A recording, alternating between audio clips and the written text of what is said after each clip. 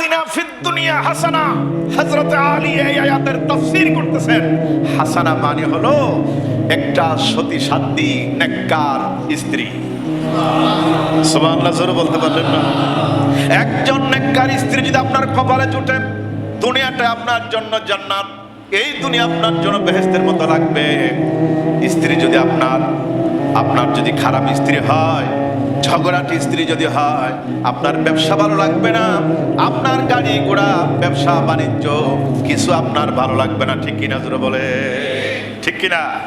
এই জন্য বিরাট নিয়ামত যে একজন নেককার আবেদা সালেহা নেককার মহিলা, যারা যে সমস্ত পুরুষ এখনো বিবাহ করেন নাই, তাদেরকে আমি এই সলিউশন দিতে পারি, একটা সাজেশন দিতে পারি যে আপনারা এই আয়াতটি বেশি বেশি করে পড়লে, কিতাবে এসেছে আল্লাহ পাক তাকে একটা নেককার মেয়ে তার সাথে আকদ পড়ার ব্যবস্থা করে দিবেন।